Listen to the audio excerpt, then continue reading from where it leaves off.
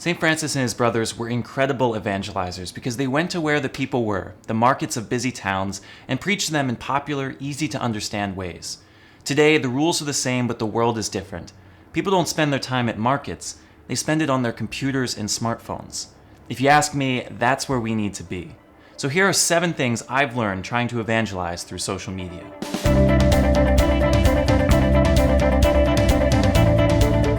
The late, great Yogi Berra once said, "You've got to be very careful if you don't know where you're going, because you might not get there." Before you can start any new project, you've got to know where you want to go, which is why I say start with a mission statement. Who am I?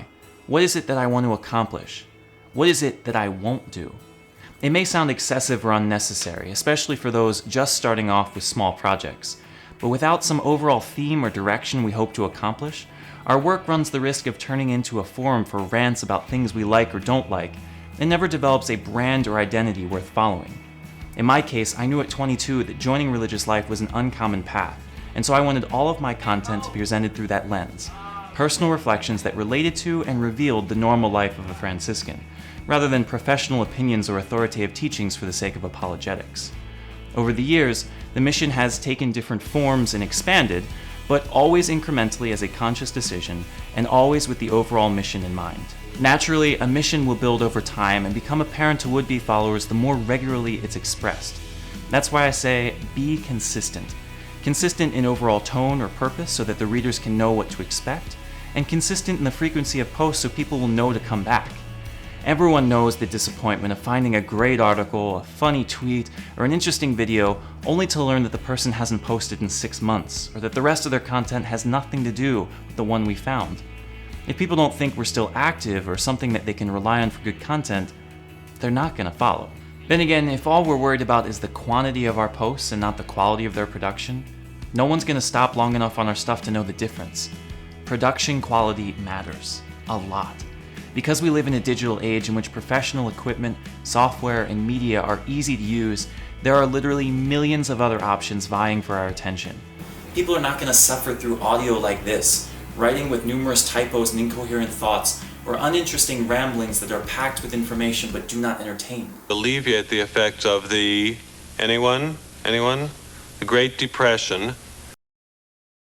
Just like St. Francis and his brothers 800 years ago, effective social media need to preach in a way that grabs attention and makes people want to hear more. If what we do looks cheesy or homemade, it's not going to be taken seriously. On the flip side, just because something is well polished and professional doesn't mean that it's effective evangelization. Every day we see multi-million-dollar movies produced that entertain with hollow messages, millions of bestsellers that simply fill time. In itself, professional entertainment is not our goal. Evangelization is. Having a mission, being consistent, and making the best we can are all helpful in building up our followers, but they mean nothing if the message we're feeding them doesn't nourish their soul. That's why the fourth and maybe most important thing I've learned is something a close friend of mine reminds me all the time. Content is king. Above all, the message is what is most important. If we have to settle for amateur production skills, so be it, but never with content. Content is what separates the entertaining from the enlightening, the emotional from the life-changing. If we truly want to evangelize through social media, this is where our time needs to be spent. If we are fortunate enough to produce content that actually captures people on a spiritual level, that's awesome. But our work is not over. While others in my community may disagree with me, I think that we are obligated to address the response we evoke in people. Engage people. When people comment, I try to respond.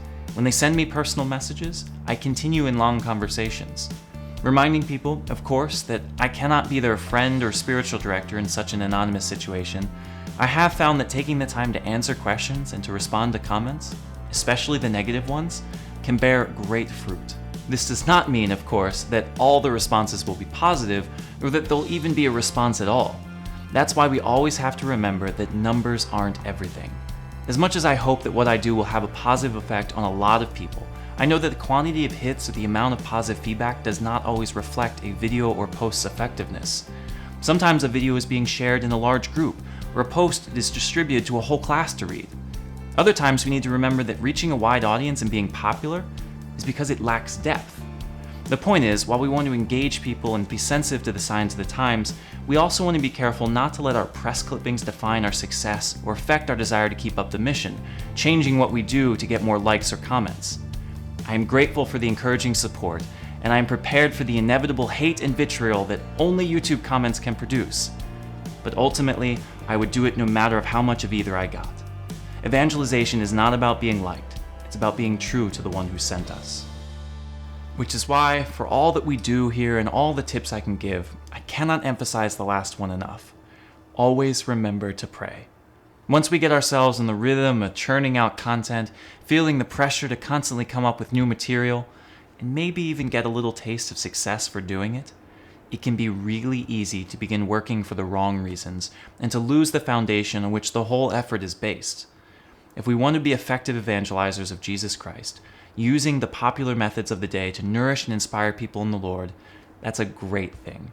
But we can't do that unless we are constantly nourished and inspired by Him first. Sharing our faith with others is an admirable task, one that I hope more in the church will take up in new and creative ways. But just remember, you can't share what you don't have. Keep Christ as your constant focus, and the rest will take care of itself. Obviously, this is not an exhaustive list, and there are a lot more things that I could share, and even more than I need to learn. If you have a question for me, or even a suggestion of your own, feel free to leave something in the comments, send me a personal message, or check out my Facebook page, Casey Cole OFM.